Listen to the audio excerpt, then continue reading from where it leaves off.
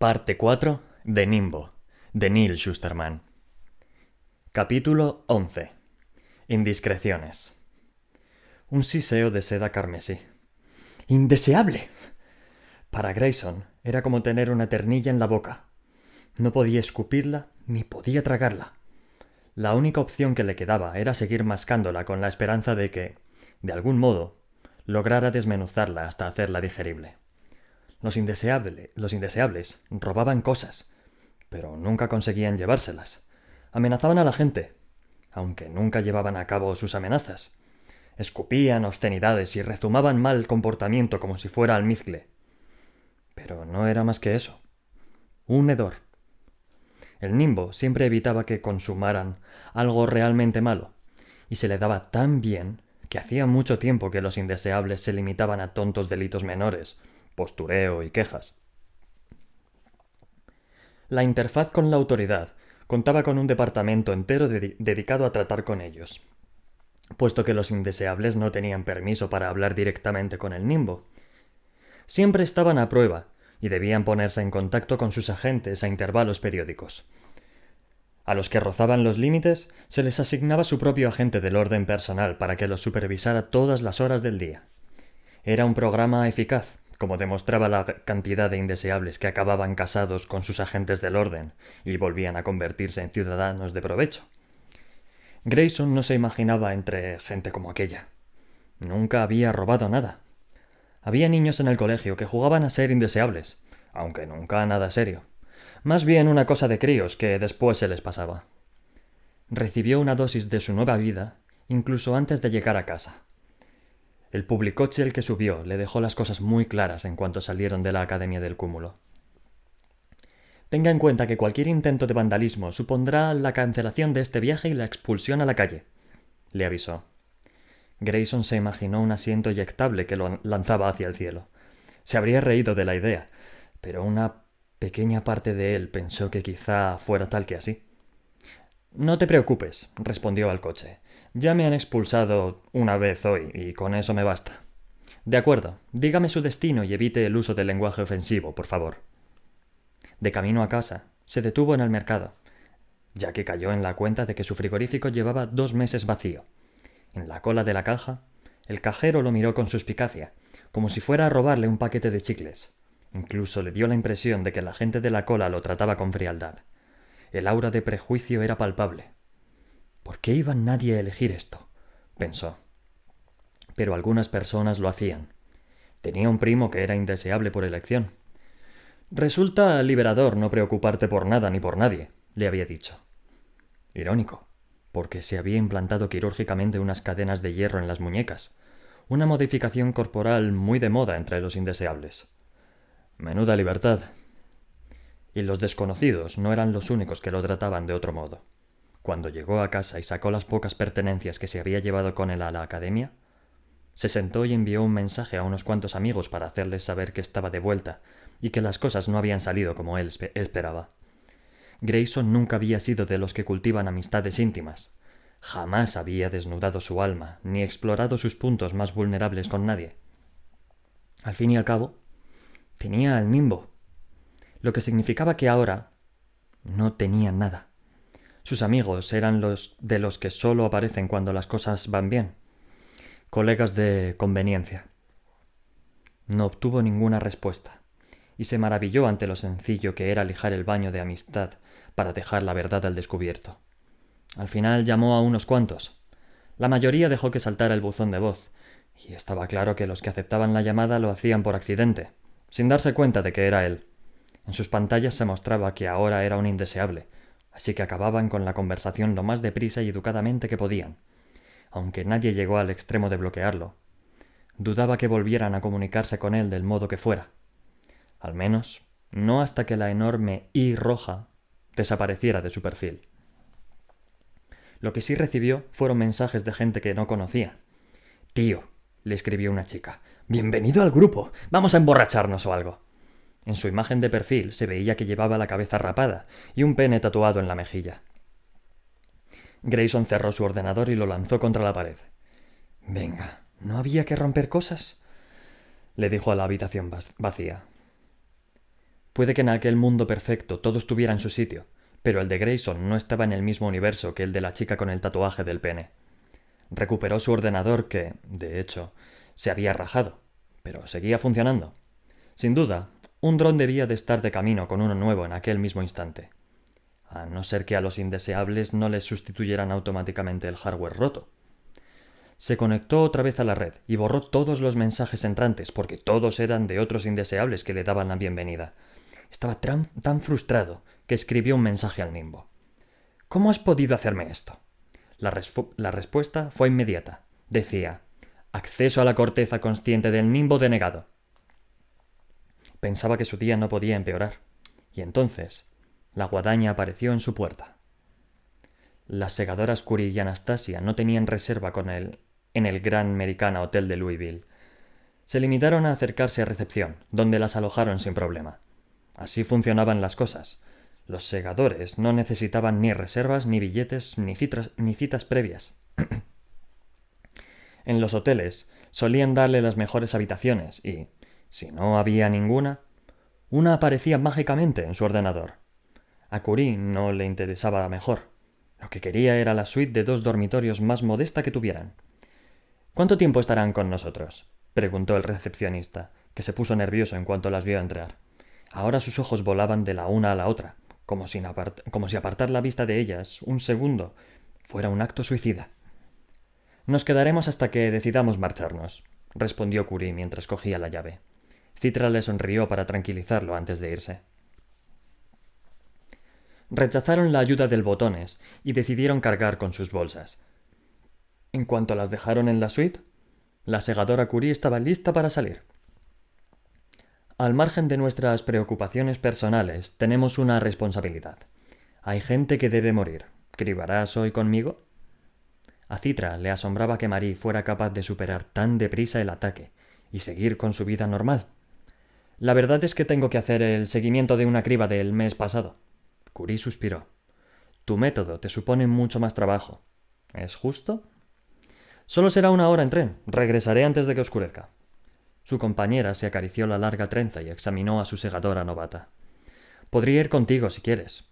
Me da igual cribar aquí o allí. No pasa nada, Marie. Blanco en movimiento, ¿recuerdas? Por un segundo creyó que insistiría en acompañarla, pero al final no la presionó.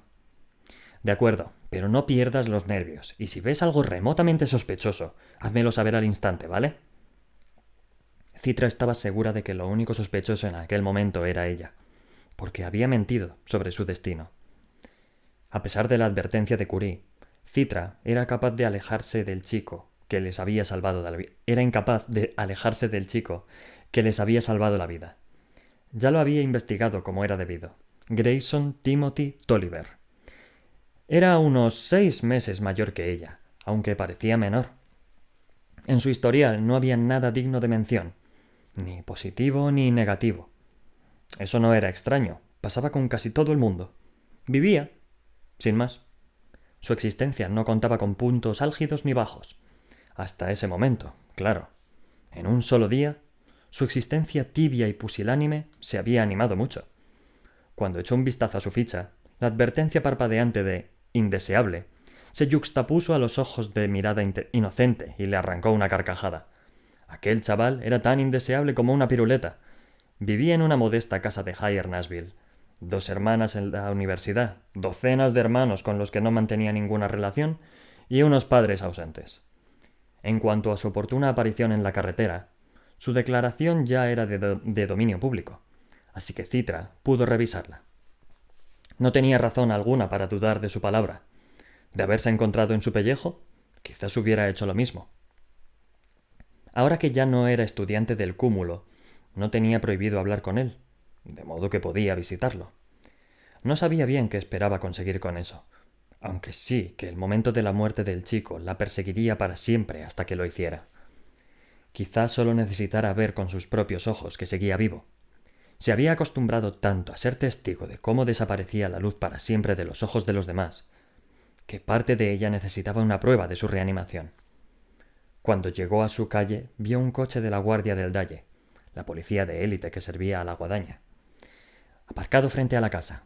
Por un instante, Pensó en marcharse, porque si los agentes de la guardia del Dalle la veían, seguro que alguien avisaría a Curie de la aparición de la segadora Anastasia, y prefería evitar la reprimenda.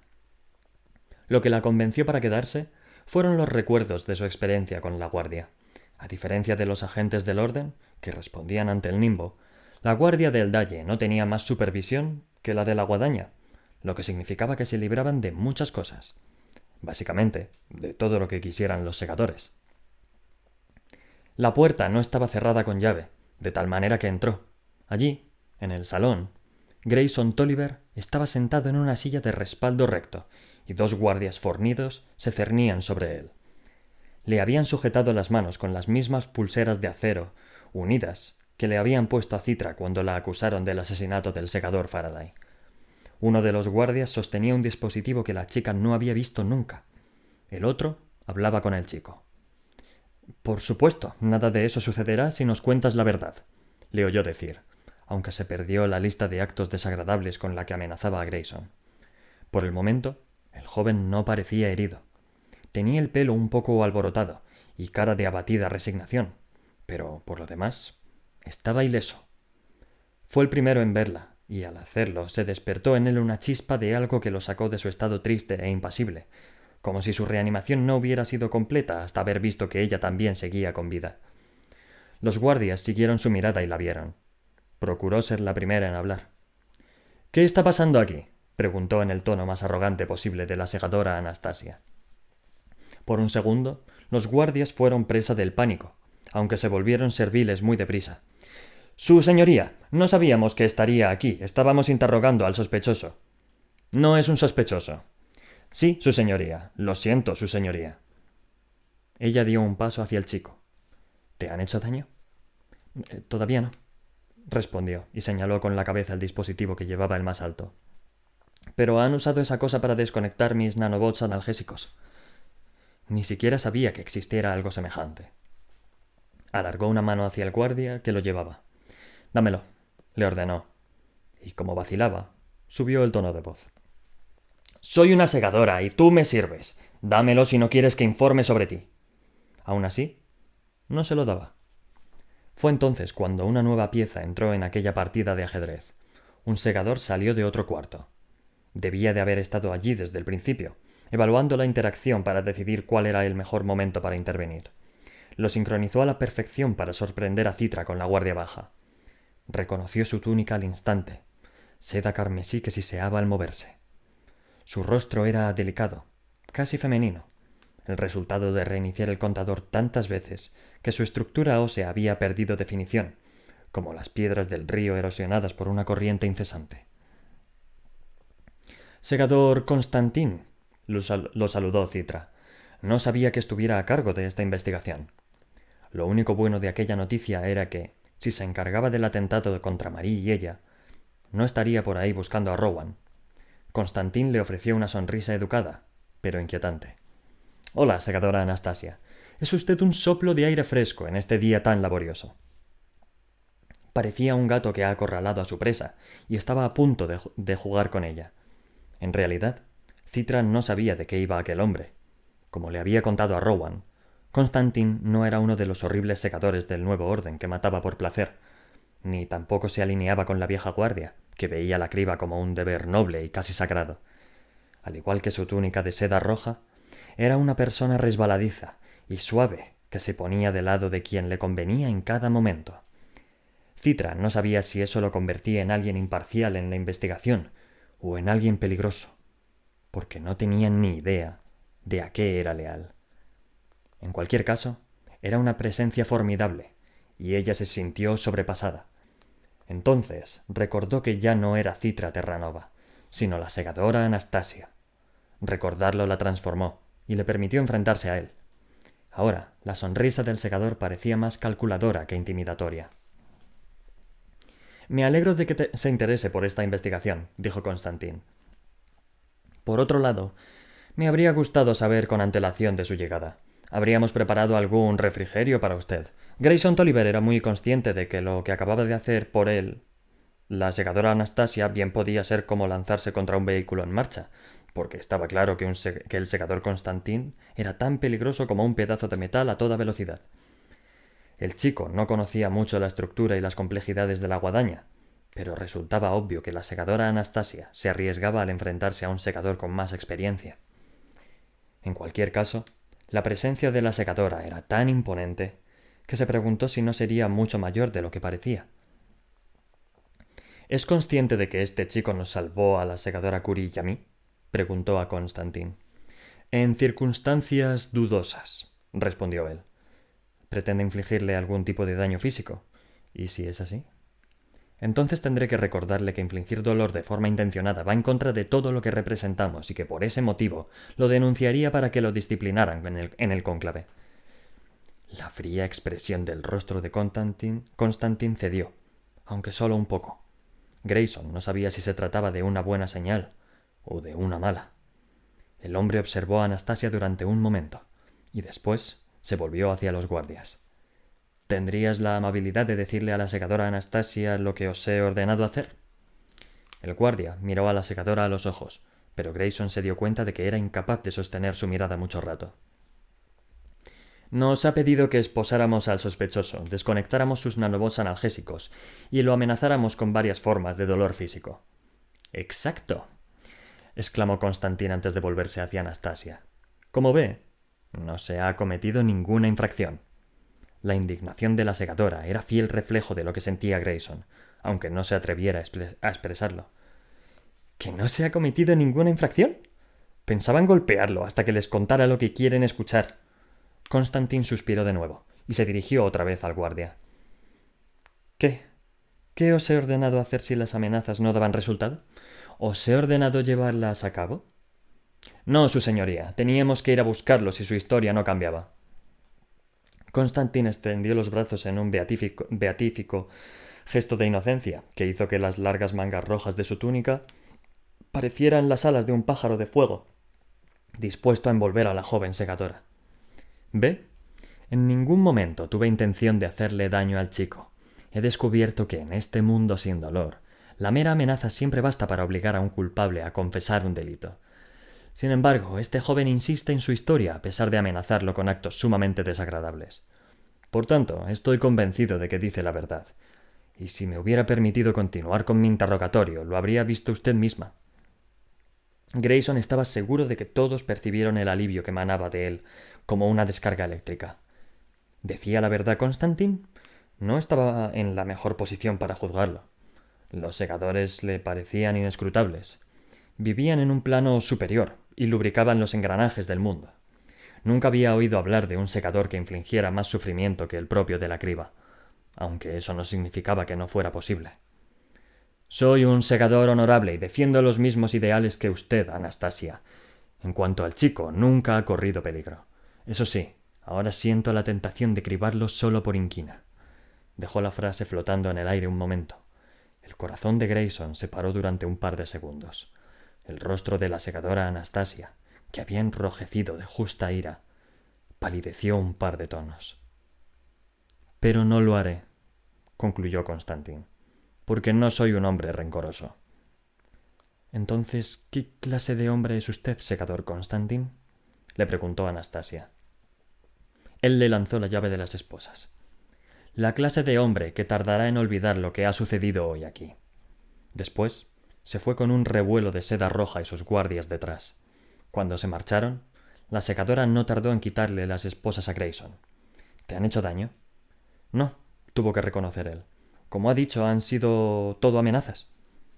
Pero ahora que había acabado, se dio cuenta de que no se encontraba mejor que antes de que llegaran.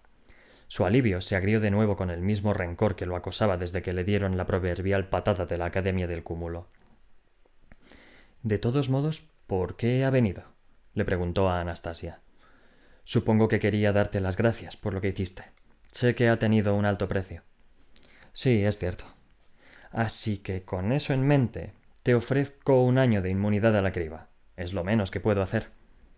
Alargó la mano para ofrecerle el anillo. El chico nunca había disfrutado de inmunidad. Nunca había estado tan cerca de un segador antes de aquella semana infernal, y menos aún del anillo de un segador. Brillaba incluso a la luz difuminada de la habitación. aunque en el centro albergaba una extraña oscuridad. A pesar de que quería seguir mirándolo, se percató de que no deseaba la inmunidad que le ofrecía. No la quiero, le dijo a la chica. Ella se sorprendió. No seas estúpido. Todo el mundo quiere la inmunidad. Yo no soy todo el mundo. Cierra ya la boca y besa el anillo. Su indignación no hacía más que alimentar la del chico. ¿Eso era lo que valía su sacrificio? ¿Una tarjeta temporal para salir libre de la muerte? La vida que creía que le esperaba había desaparecido, así que ¿de qué le servía una garantía para prolongarla? Quizá quiera que me criben. Me han robado todas las razones para vivir, de modo que ¿para qué vivir más? La segadora Anastasia bajó el anillo. Se puso seria. Demasiado seria. Vale, entonces te cribaré. Grayson no se lo esperaba. La chica podía hacerlo. De hecho, podía hacerlo antes de que tuviera la oportunidad de detenerla. Aunque no quisiera besarle el anillo, tampoco quería que lo cribaran. Significaría que todo el propósito de su vida se había reducido a tirarse delante de su coche. Tenía que vivir lo suficiente como para forjar un propósito mayor, fuera el que fuera. Entonces, la segadora Anastasia se rió. Se rió de él, tal cual. Si te vieras la cara. Ahora fue Grayson el que se puso rojo. No de rabia, sino de vergüenza. Quizá todavía sintiera lástima de sí mismo, pero no pensaba permitir que ella lo viera. De nada, dijo. Hala, ya me has dado las gracias y las he aceptado. Puede irse. Pero no lo hizo. Ni Grayson lo esperaba, la verdad. ¿Es cierta tu historia? Le preguntó. Como se lo preguntara a alguien más, estallaría y abriría su propio cráter. Así que le dijo lo que creía que quería escuchar. No sé quién colocó los explosivos, no formé parte de la trama. No ha respondido a mi pregunta. La segadora esperó. No amenazó ni ofreció incentivo alguno. El chico no tenía ni idea de si podía confiar en ella, pero se dio cuenta de que ya no le importaba. Estaba harto de encubrir y de soltar medias verdades. No, mentí. Reconocerlo le resultó liberador. ¿Por qué? Le preguntó ella sin enfado, solo con curiosidad. Porque era lo mejor para todos, menos para ti. Él se encogió de hombros. Estaría en la misma situación si les contara lo que les contara. Les contara lo que les contara. Ella lo aceptó y se sentó frente a él sin dejar de mirarlo. A Grayson no le gustó. De nuevo, se había colocado en el plano superior, concentrada en sus pensamientos secretos. A saber qué maquinaba la mente de una asesina socialmente aceptada. Entonces, la segadora asintió con la cabeza. Fue el Nimbo, dijo. Conocía el atentado y no podía advertirnos, así que necesitaba a alguien de confianza que lo hiciera por él. Alguien que sabía que actuara en consecuencia por voluntad propia. Al chico le asombró su perspicacia. Era la primera que descifraba el enigma. Aunque eso fuera cierto, no se lo contaría. Ni yo querría que lo hicieras, repuso ella, sonriendo. Lo miró un segundo más. No solo con amabilidad, sino incluso con respeto. ¿Quién lo habría pensado?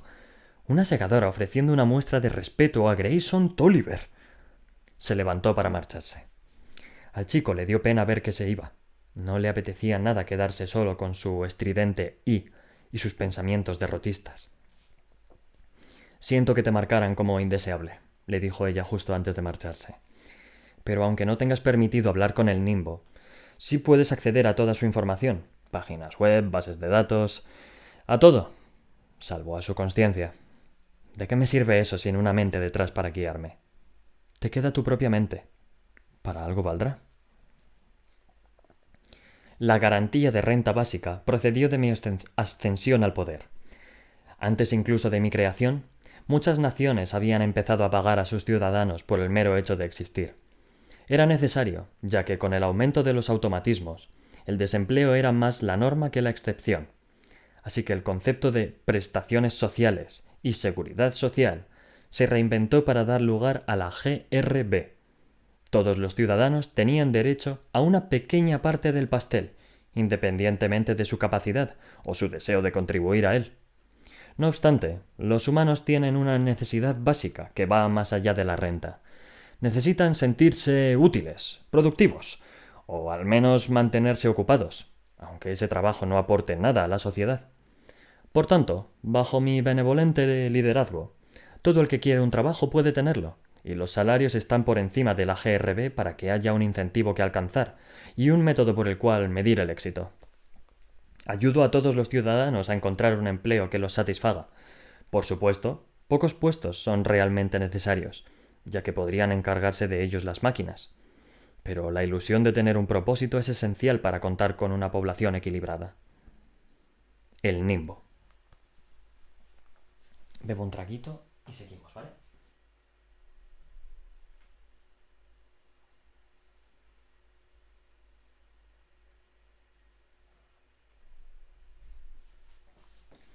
Hola, otra a cuenta de Coe.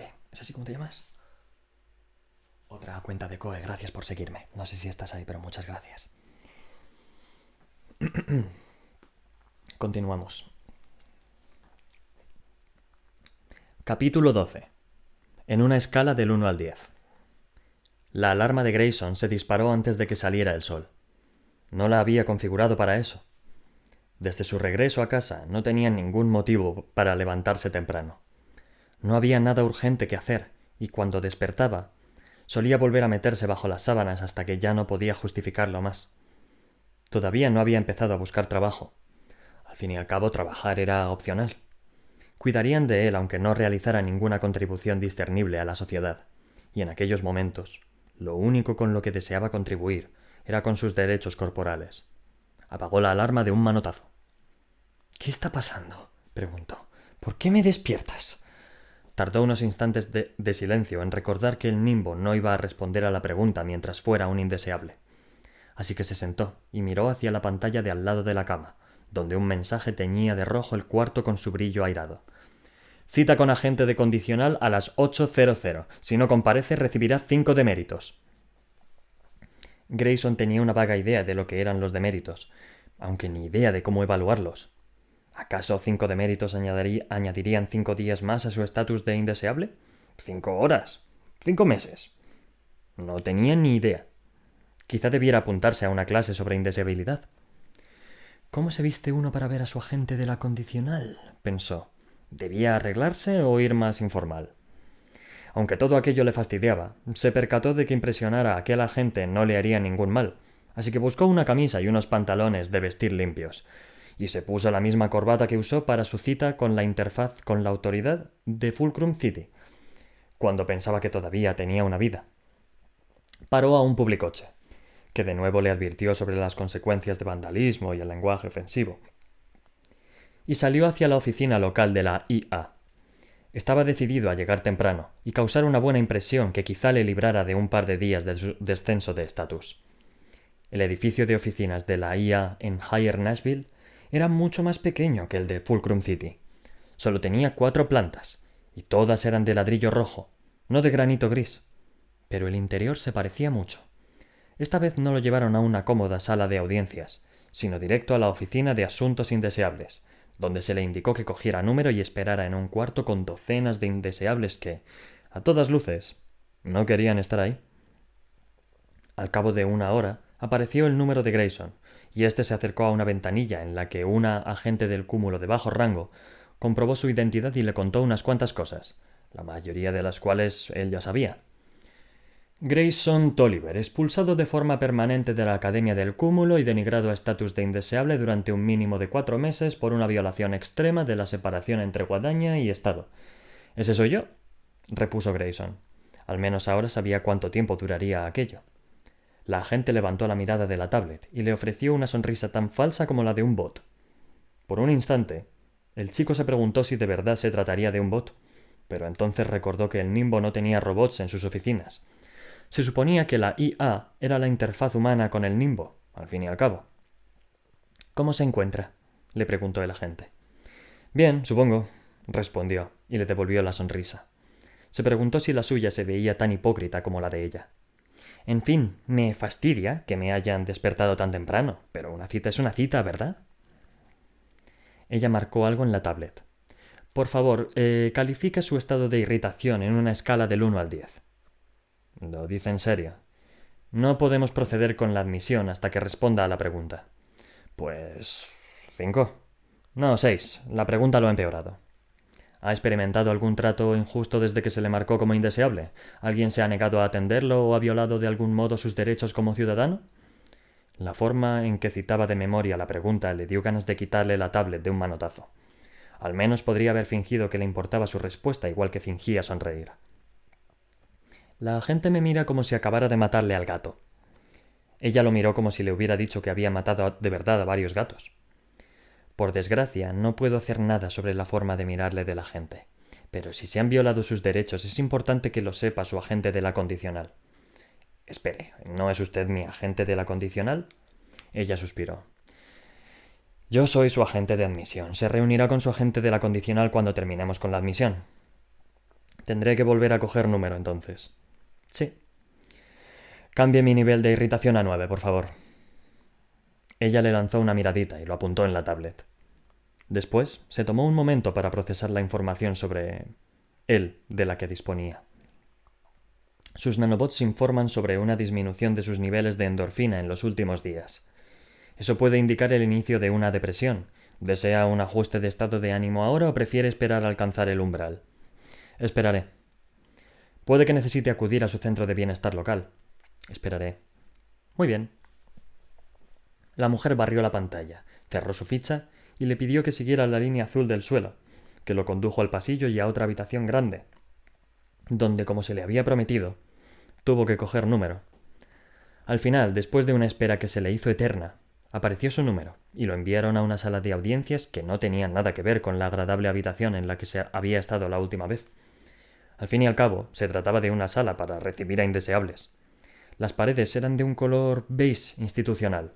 El suelo tenía unas feas baldosas verdes, y la mesa, en la que no había nada, era de un gris pizarra, con 2 sillas duras a cada lado. La única decoración consistía en el desangelado cuadro de un barco de vela, muy apropiado para un cuarto como aquel. Esperó otros 15 minutos hasta que entró su agente. «Buenos días, Grayson», lo saludó el agente Traxler. Era la última persona que esperaba ver ese día. «¿Usted? ¿Qué hace aquí? ¿No me ha arruinado la vida lo suficiente?» «No tengo ni remota idea de lo que me hablas». «Por supuesto. Negación creíble. No le había pedido a Grayson que hiciera nada. De hecho, le había explicado expresamente lo que debía hacer. Mis disculpas por la espera. Si te sirve de algo, el Nimbo también nos hace esperar a los agentes antes de reunirnos con vosotros». «¿Por qué?» «Es un misterio», respondió el agente, encogiéndose de hombros. Se sentó frente a Grayson y examinó el desangelado barco de vela con el mismo asco que él. Después, le explicó su presencia allí. «Se me ha transferido desde Fulcrum City y me han degradado de agente de rango superior a agente de condicional en estas instalaciones regionales. Así que no eres el único que ha bajado de estatus en este asunto». Grayson cruzó los brazos sin sentir ni un ápice de empatía por él. «Confío en que te estés adaptando a tu nueva vida». «En absoluto», respondió el chico sin más. «¿Por qué me marcó el Nimbo?» «Creía que eras lo bastante listo para imaginártelo». «Supongo que no». Traxler arqueó las cejas y dejó escapar un lento suspiro con el que enfatizaba su decepción por la falta de perspicacia de Grayson.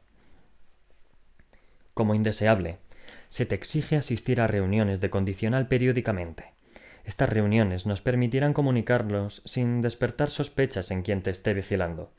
Por supuesto, para que esto funcione, tenían que trasladarme aquí y nombrarme tu agente de la condicional». «Ah, así que existía un motivo para su estatus de indeseable. Formaba parte de un plan mayor. Creía que se sentiría mejor después de conocer el porqué». «Pero no». «Lo siento por ti», dijo Traxler. «La indeseabilidad es una carga difícil para los que no la desean». «¿Puede evaluar su lástima en una escala del 1 al 10? El agente Traxler dejó escapar una risita. «El sentido del humor, por muy negro que sea, siempre es bueno». Después fue al grano. «Entiendo que te has pasado casi todos los días con sus noches en casa. Como tu amigo y consejero, te sugiero que empieces a frecuentar lugares en los que conocer a otros indeseables, y quizá hacer nuevas amistades que te faciliten estos meses». «No quiero». «Quizá sí que quieras», insistió el agente con amabilidad, casi con servilismo. Quizá quieras encajar tanto que empieces a comportarte como un indeseable y a vestirte como un indeseable y a modificarte el cuerpo de algún modo indeseable para demostrar lo mucho que aceptas tu nuevo estatus. Grayson guardó silencio un momento. Traxler esperó a que la sugerencia calara del todo. ¿Y si aceptara mi estatus? Entonces estoy seguro de que aprenderás muchas cosas. Quizá cosas que no sepa ni siquiera el Nimbo. Tiene sus puntos ciegos, ya sabes. Pequeños, sin duda, pero existen. ¿Me está pidiendo que sea un agente del cúmulo encubierto? Claro que no, respondió Traxler, sonriente. Los agentes del cúmulo deben asistir 4 años a la academia y hacer un año extra de aburrido trabajo de campo antes de que se les asigne una misión real. Pero tú eres un indeseable. Le dio una palmadita en el hombro. Un indeseable que resulta tener muy buenos contactos.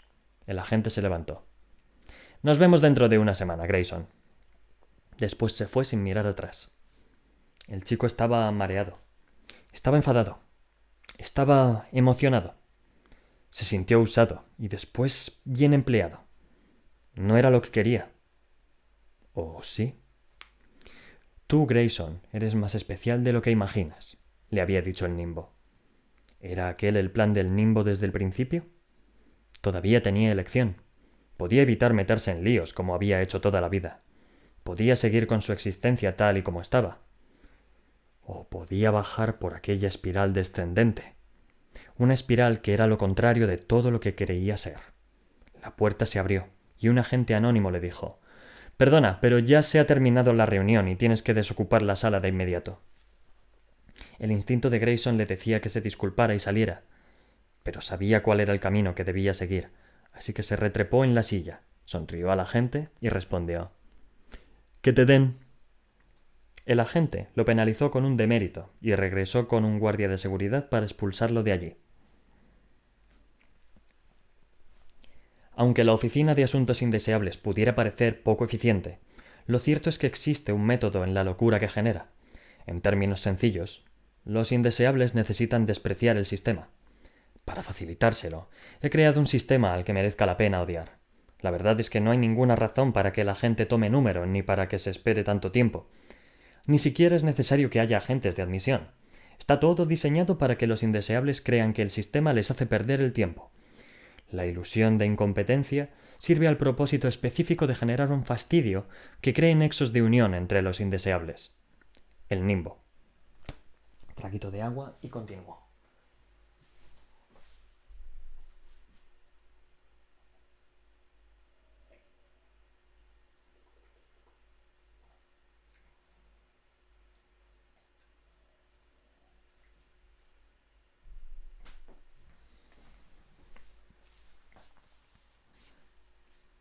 Último capítulo de hoy.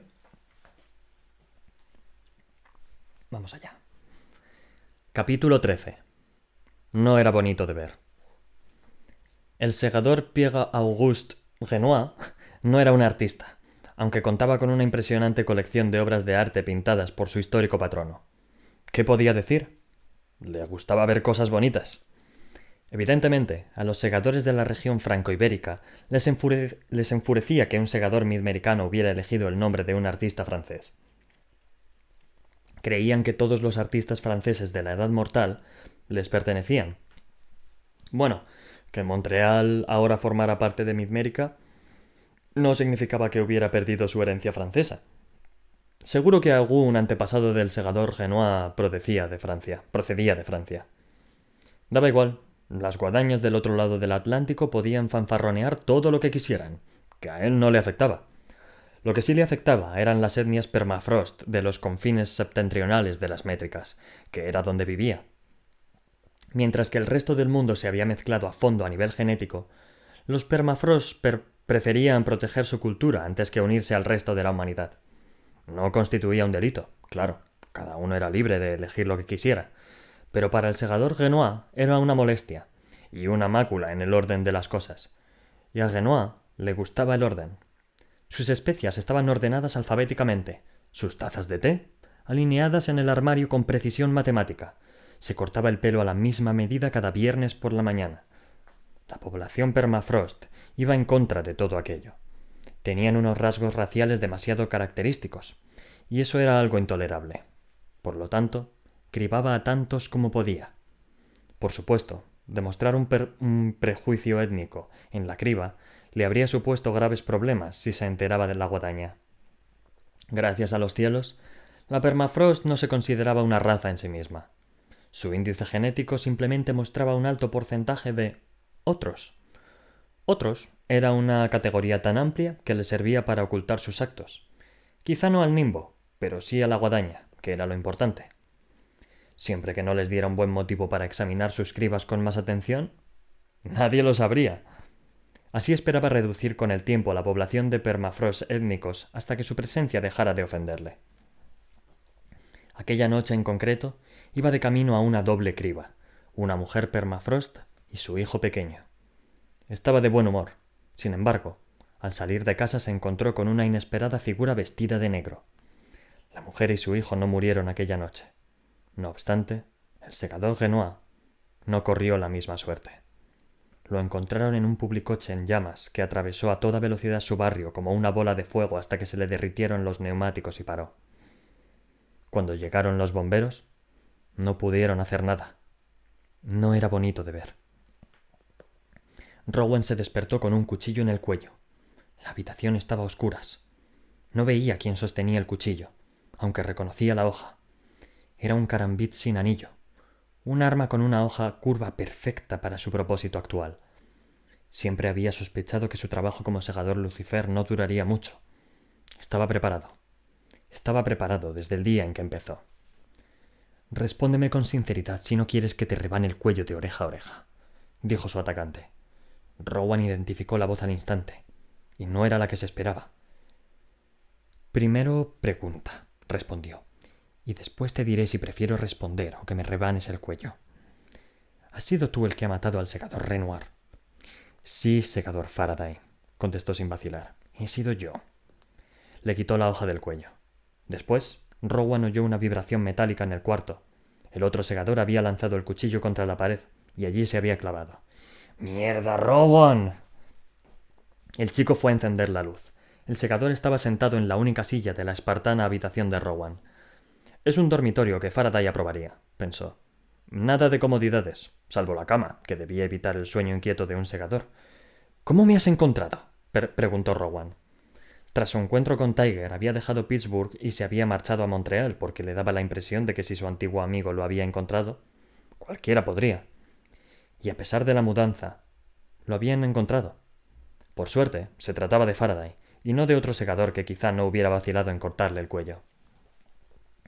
Se te olvida mi habilidad para escarbar en el cerebro trasero. Puedo encontrar lo que quiera o a quien quiera.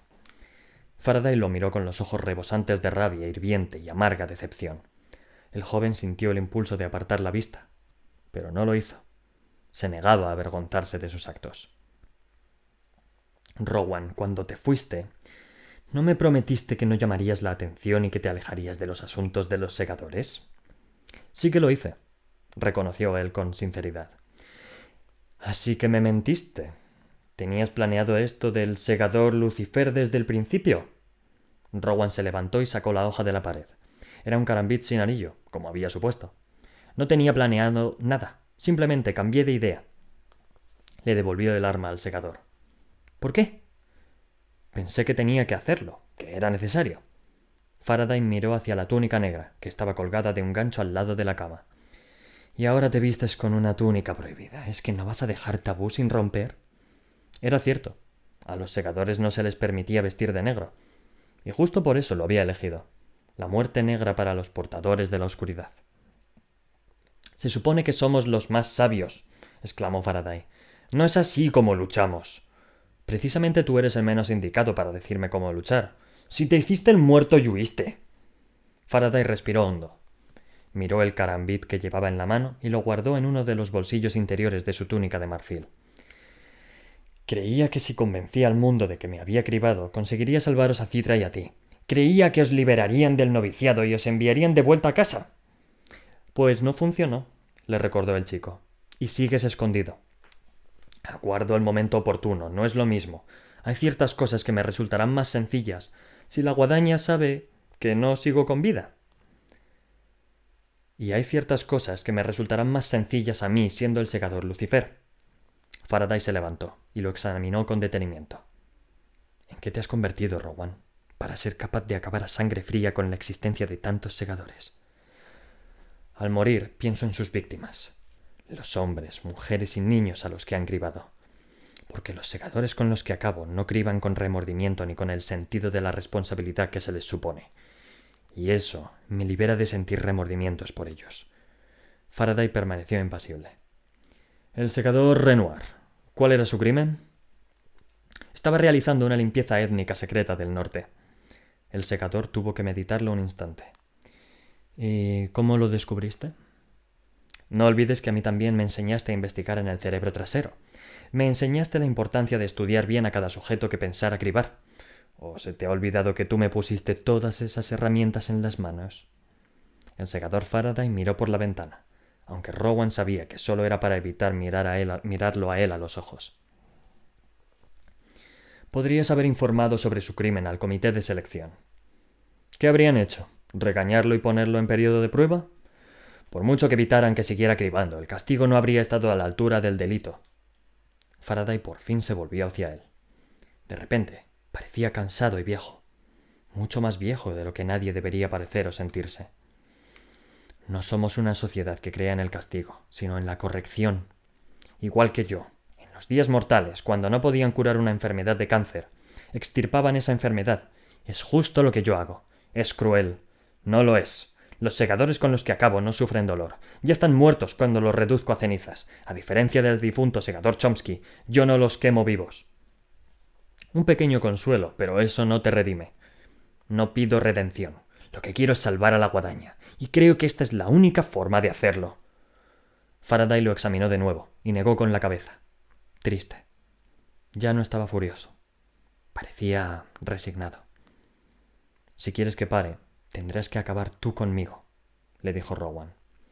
No me pongas a prueba, porque la tristeza que quizás sintiera al eliminarte no me detendría si lo considerara un acto justo. Pero no lo haces, porque en el fondo sabes que lo que hago es necesario. El segador Faraday guardó silencio unos momentos. Miró de nuevo por la ventana. Había empezado a nevar. Una suave nevisca que dejaría el suelo resbaladizo. La gente se caería y se golpearía la cabeza. Los centros de reanimación no darían abasto aquella noche. Muchos segadores se han alejado de las antiguas costumbres, del camino correcto, dijo con una tristeza más profunda de la que Rowan podía sondar. ¿Piensas acabar con la mitad de la guadaña? Porque por lo que veo, los del llamado Nuevo Orden ven a Goddard como un mártir. Cada vez hay más segadores que disfrutan del acto de matar. La conciencia está a punto de convertirse en una baja. Haré lo que tenga que hacer hasta que no pueda seguir haciéndolo, fue la única respuesta de Rowan.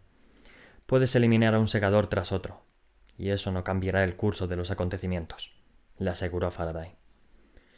Por primera vez, algo de lo que decía su antiguo mentor hizo que se cuestionara su plan, porque sabía que estaba en lo cierto.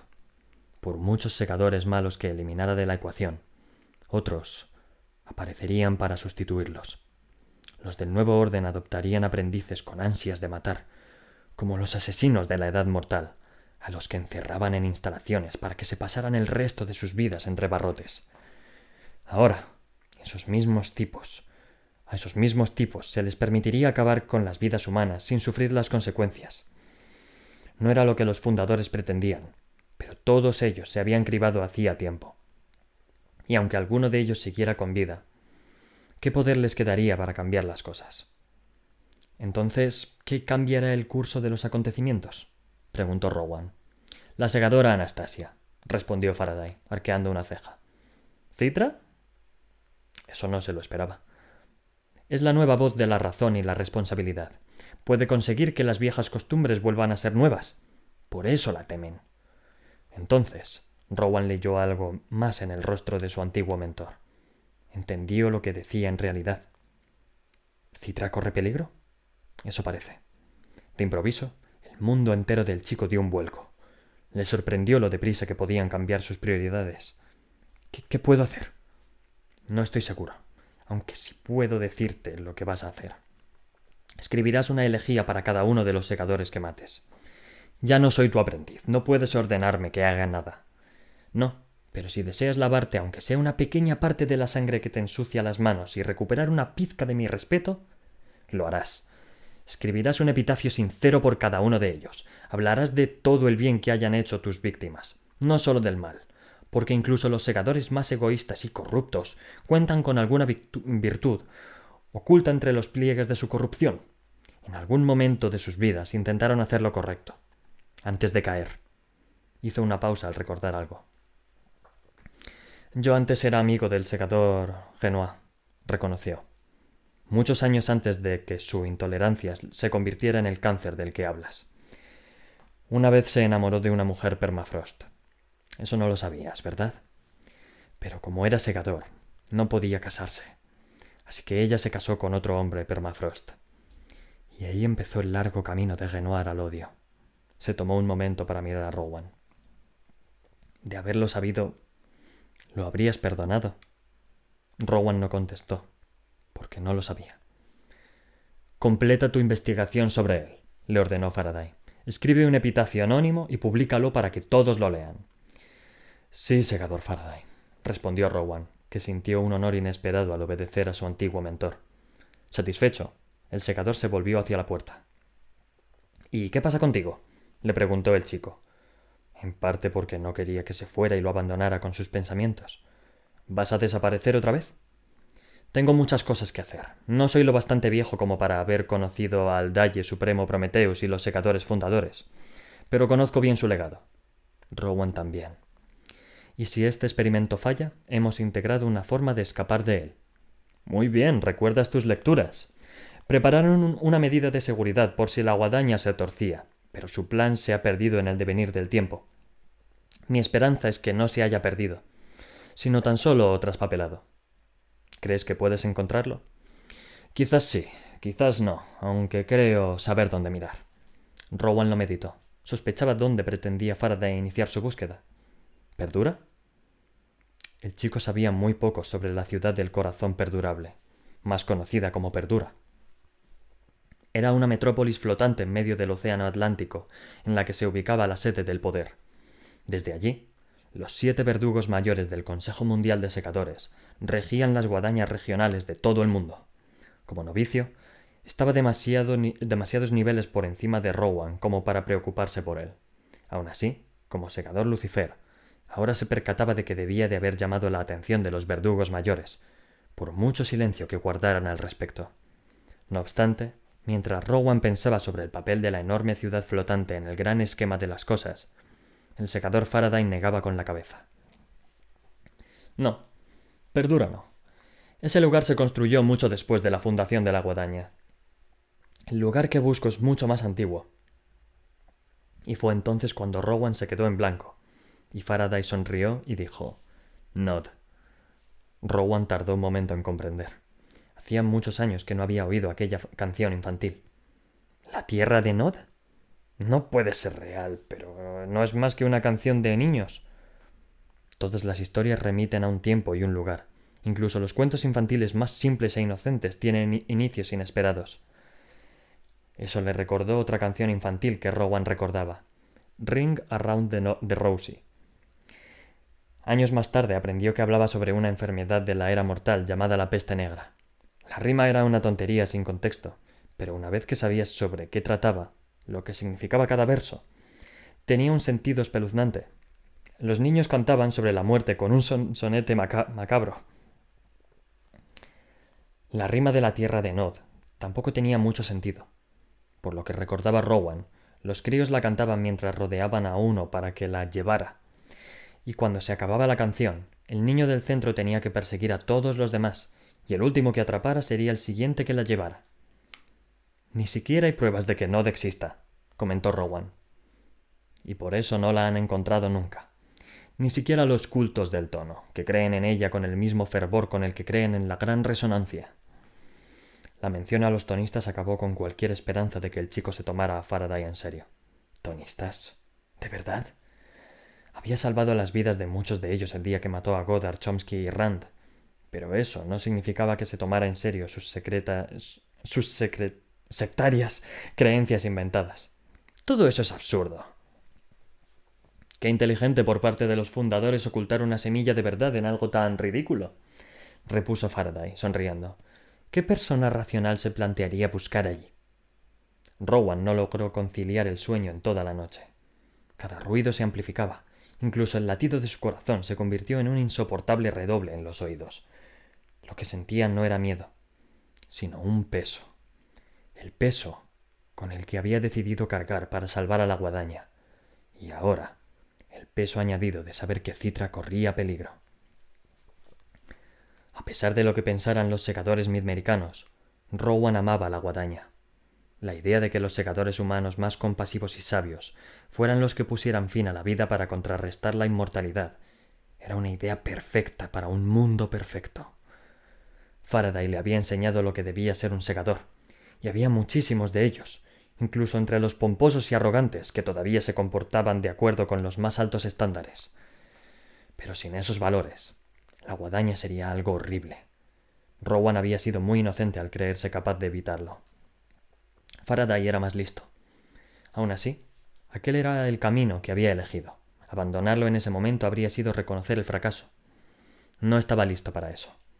Aunque él no solo evitara la caída de la guadaña, todavía podía extirpar todos los cánceres posibles. No obstante, se sentía aislado. La presencia de Faraday le había concedido un breve momento de camaradería, que solo sirvió para empeorar aquella sensación. Y Citra, ¿dónde estaría? Su existencia estaba en peligro. ¿Y qué podía hacer él al respecto? Tenía que haber algo. Al final, consiguió dormirse al alba, y por suerte, sus sueños no trataron sobre la confusión a la que se enfrentaba en su vida despierta, sino que estuvieron repletos de recuerdos de tiempos más sencillos, cuando sus mayores problemas eran las notas, los partidos y que su amigo Tiger acostumbrara a despachurrarse. Unos tiempos en los que el futuro se le abría de par en par, y él sabía con certeza que era invencible, y viviría para siempre. La razón por la que decidió organizar las regiones autónomas con leyes y costumbres distintas al resto del mundo no era ningún gran misterio. Sencillamente, comprendía la necesidad de variedad e innovación social. La mayor parte del planeta es homogénea. Tal es el destino de un mundo unificado. Los idiomas nativos se vuelven pintorescos y secundarios. Las razas se mezclan en un agradable batiburrillo de lo mejor de cada etnia, con variaciones menores. Sin embargo, en las regiones autónomas se alientan las diferencias y abundan los experimentos sociales. He establecido 7 regiones, cada una en un continente. Allá donde era posible, he conservado las fronteras que definían a esa región durante la era de la mortalidad. Lo que más me enorgullece son los experimentos sociales que, como digo, se realizan en estas regiones autónomas. Por ejemplo, en Nepal está prohibido el empleo. Todos los ciudadanos son libres para dedicarse a cualquier actividad recreativa que deseen y reciben una garantía de renta básica mucho más alta que en otras zonas, así que no se sienten menospreciados por la incapacidad de ganarse la vida. Esto ha dado como resultado un aumento sustancial en las obras altruistas y caritativas. El estatus social de los habitantes no se mide por la riqueza, sino por la compasión y la abnegación. En la región autónoma de Tasmania, a cada ciudadano se le exige elegir una modificación biológica para mejorar su estilo de vida. La más popular son una suerte de branquias que les permiten la vida anfibia y una membrana lateral parecida a las de las ardillas voladoras que les facilita planear como deporte y como viaje autopropulsado. Por supuesto, a nadie se le obliga a participar. Todos son libres de abandonar una región autónoma o de unirse a ella. De hecho, el crecimiento o el descenso de la población de una de estas zonas resulta un buen indicador del éxito en sus leyes únicas. De este modo, puedo seguir mejorando la condición humana al aplicar los programas sociales más queridos en el resto del mundo. Y después está Texas. Es la región en la que pruebo la anarquía benevolente. Hay pocas leyes y pocas consecuencias. Más que gobernar, allí me aparto del camino de los ciudadanos y observo lo que sucede. Los resultados han sido variopintos. Veo a personas que se convierten en la mejor versión de sí mismas, mientras que otras caen víctimas de sus peores defectos. Todavía no he decidido qué puedo aprender de Texas. Necesito continuar con el estudio. El Nimbo. Y terminado el capítulo 13, lo dejamos por hoy. ¿vale? Nos quedamos en el capítulo 14 para empezar mañana a las 9:30, como todos los días últimamente, que vamos muy bien, la verdad. Me está gustando mucho. Y nada, ya he terminado por hoy. Mañana os veo a las 9:30, tal y como he dicho. Que tengáis un buen día mañana, que hagáis algo que os guste, sobre todo, si tenéis que trabajar, trabajáis y luego por la tarde leéis un manga, si os apetece. Si estudiáis, estudiáis todo lo que tengáis que estudiar sin agobiaros y por la noche os veis una serie que os alegre el día, o os ponéis a leer, o dibujáis, si os apetece, o os ponéis a hacer fotos. Y si no hacéis nada de eso, disfrutad de vuestra vida. Sinceramente, aprovechad cada minuto que no todo el mundo puede disfrutar de una vida guay, si se lo puede permitir. Así que eso, haced algo que os guste siempre, sacad un minutillo para hacer algo que os guste, hombre, más de un minutillo sería lo esencial. Y nada, que tengáis una buena noche, que mañana tengáis un día maravilloso y estupendo. Y a la noche 9:30 os estaré aquí esperando para continuar, ¿vale? Así que, sin nada más que añadir, os dejo aquí. ¡Ay, Dios mío! Hombre Galgo, muchas gracias por seguirme aquí de último segundo. Muchas gracias, bienvenido. Lo dicho, mañana 9:30. Aquí os espero. Que paséis un día fantástico y a cuidarse mucho, que es muy importante. Vale. Chao, chao. Me retiro por aquí.